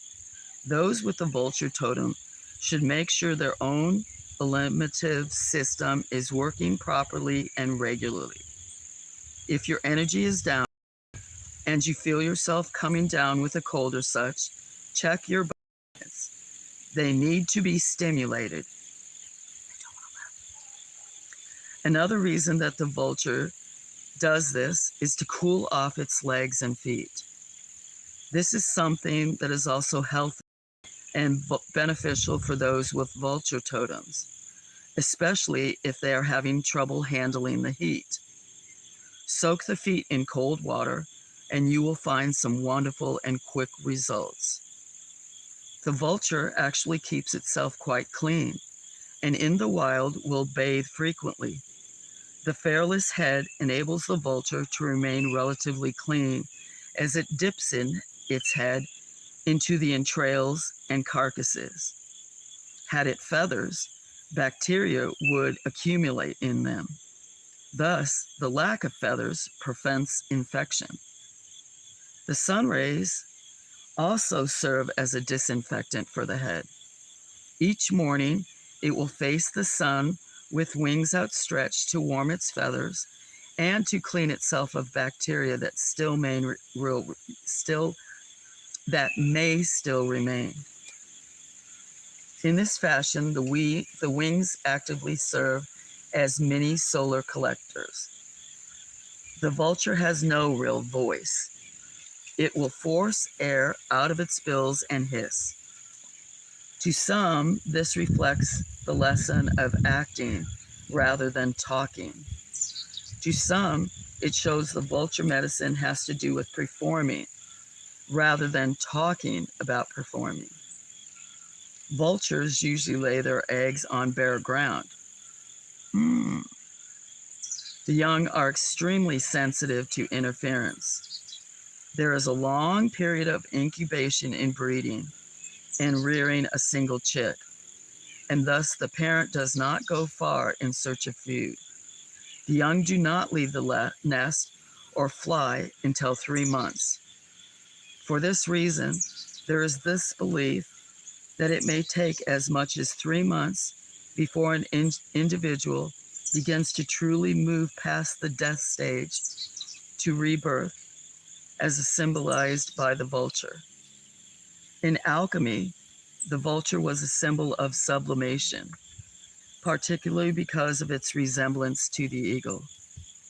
The vulture was considered a sign of confirmation of a new relationship between the volatile aspects of life and the fixed, the psychic energy and the cosmic forces. It was a promise that the suffering of the immediate was temporary and necessary for a higher purpose was at work. Even if not understood at the time, it reflects that no matter how difficult life conditions, rescue is as imminent in your life as was the rescue of Prometheus by Hercules. Is my phone died? Did my phone die? Did my phone die? Did my phone die? Oh no. Ah.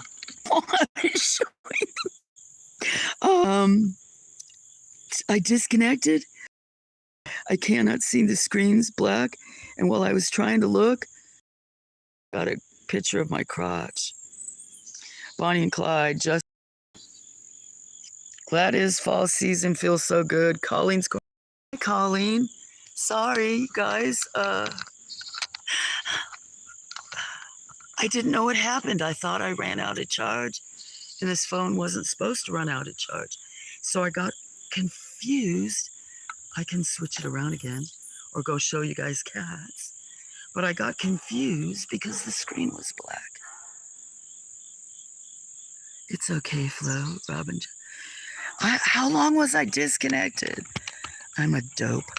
Except for, sorry guys, I talk bad like that about myself. I hope you guys weren't disconnected. Well, I think if you were disconnected for 5 minutes, it would have shut off. Thank you, Colleen. Thank you, Robin. Hi, Paul. Are you home for lunch? Or day off? Government shutdown already started? Is that why you're off work?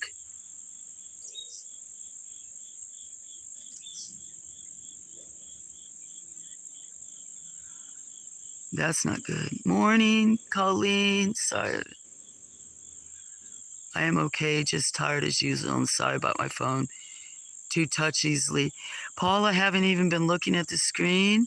No problem. I hope you're doing okay. And I was reading. You probably couldn't hear me reading. Or maybe you could. I was kind of close to the phone. I don't have to read anymore. And we weren't seeing birds. Maybe it was because of the hawks. Actually, I'll turn it back. I see some chickadees. I don't know if I see tufted titmouse, but there's chickadees in this chestnut right here. I see quite a few Carolina chickadees. Chickadees are so small. Let's put it right there.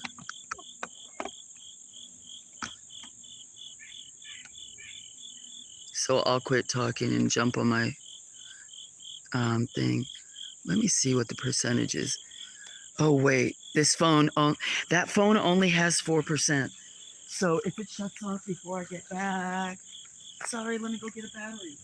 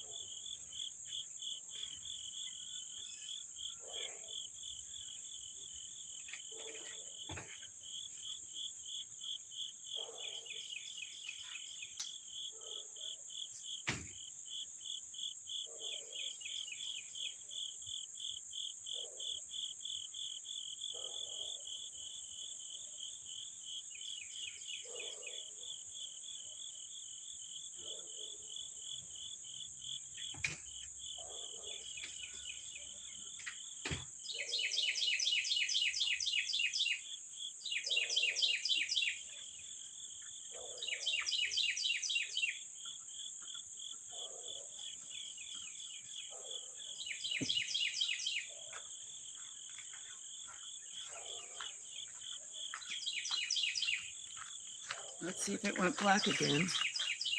Did it go? Okay, good. Let me, I'm gonna have to take this off.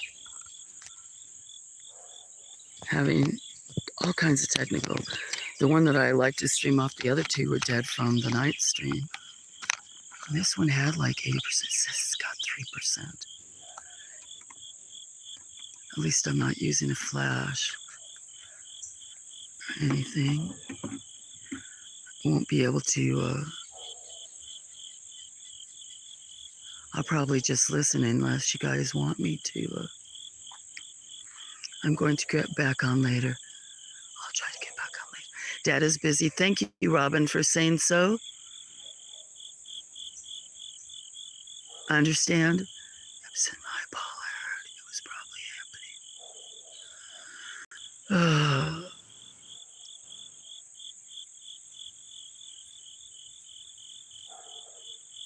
So maybe I'll leave that there and then back up and just get on my phone.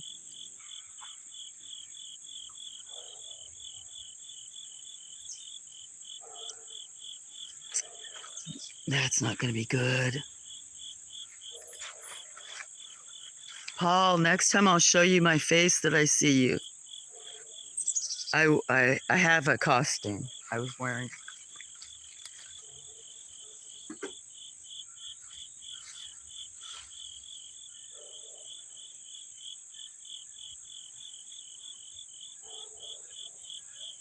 Watch for my calls. What do you mean watch for my calls? I'm not going to get any calls. Are you talking about from the doctor's office? I doubt they're going to call me this early. It's not even 24 hours. I didn't go there till the afternoon. But you're right, but it's turned off with the thing. Yeah.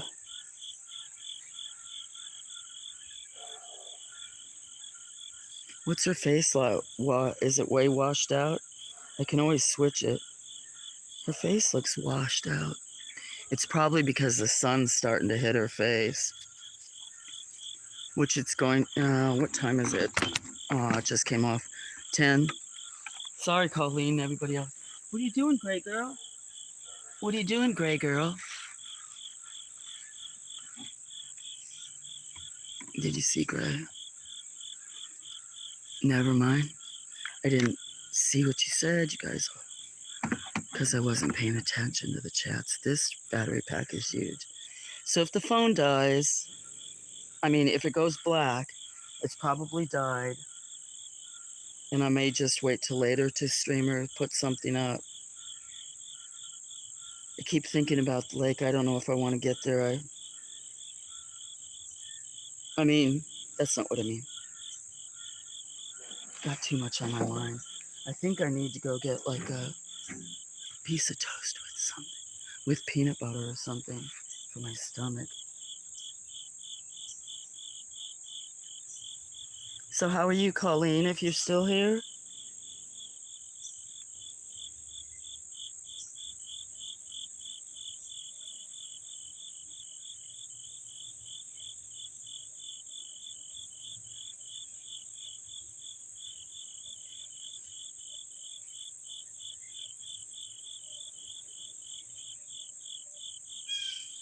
Looks kind of clear. It is, but the more the sun will go on her, the sun's right now really bright on her face, so it's going to be harder to see her in a little bit.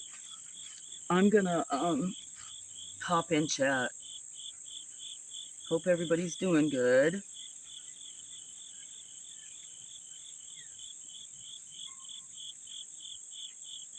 Kind of clear. You can see the butterflies floating around in the background clear. Was about, sorry, you mentioned, what? Oh, the doctors? Yeah, no. They'll contact me if I find something, but.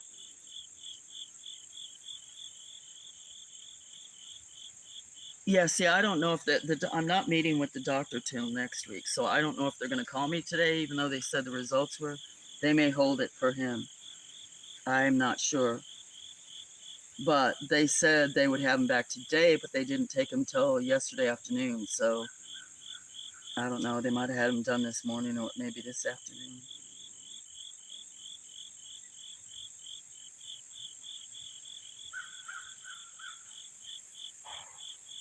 Yeah, I'll eat here when I go and get coffee.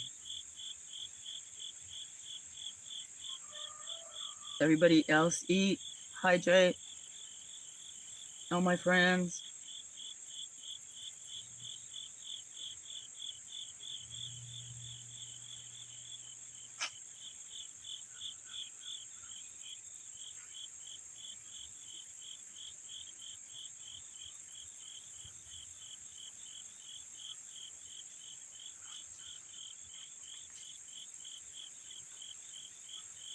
Oh, look at how she's auto-focusing.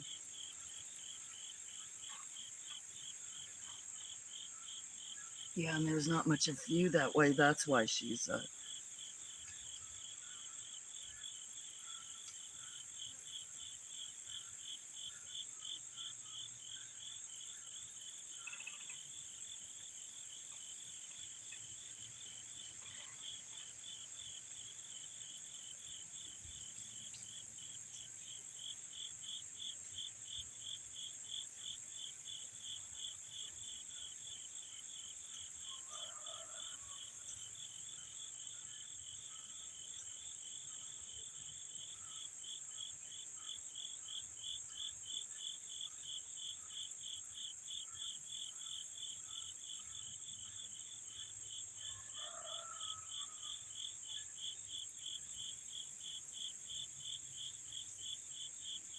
So what's everybody's plans today?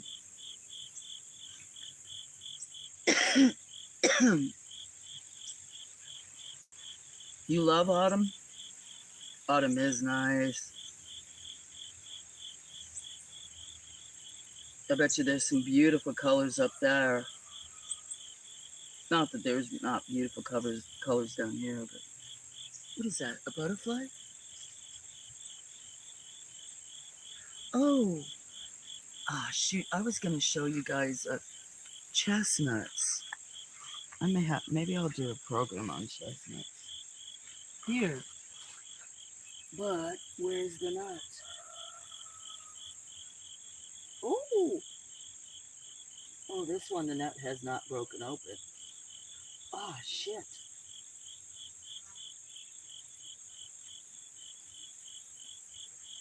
Oh, that's good. I've never been able to pick one up like this. So, anyone want to see what a chestnut looks like? Still in the husk? I'll show you.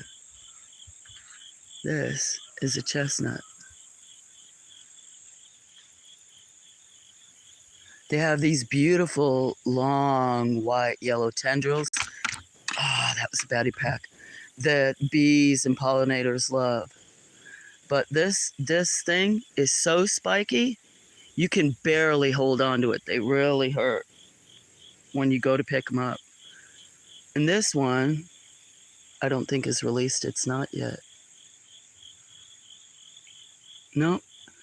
So that chestnut right there, see it inside? Is not released yet. So actually, normally, they either go around or the birds get them. Never seen them in their husk? Well, I've never had one where I could hold it. That's what this big tree is above that perches a chestnut. Oh, it broke off of that. But hopefully the nut didn't come out because they hurt though picking them up. Is the nut still in it? Oh, shoot. I mean, these try to protect their seed so well. It's got 2 seeds in it. This one I'm going to keep. And I'll plant these. And we'll see what happens.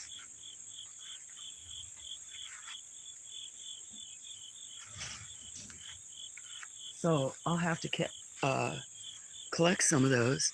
I'd like to make something with them. You never seen them in their husk. That is cool. I'm glad I showed you. You know what? I'm going to have to move this back. It's already going to be the sun. So sorry. Sorry, Key. Cool.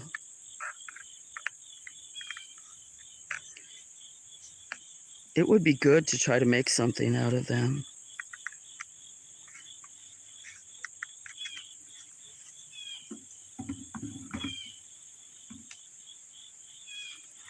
Okay, so that's there. And now that I did that,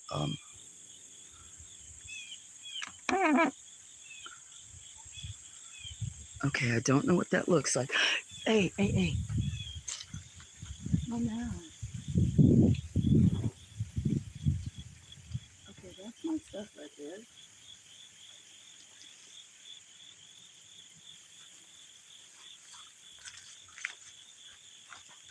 Hi, meow meow.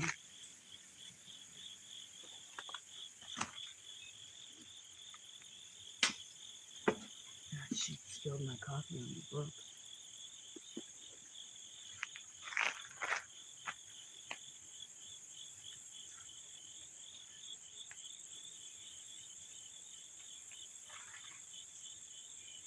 Cool. Our squirrels pack the pine cones in and around exhaust manifolds. Really?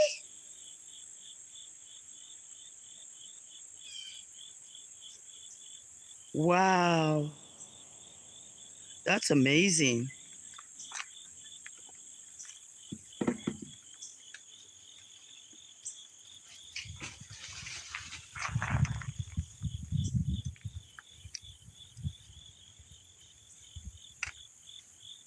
Okay, I'm going to get more coffee. I'm going to be inside for a few minutes.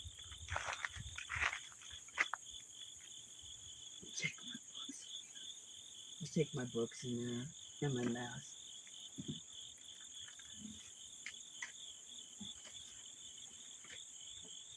Oh, and I had taken my medicine, which was good.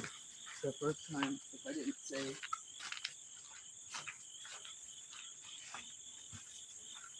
And I can come back and talk. We'll see. Oh.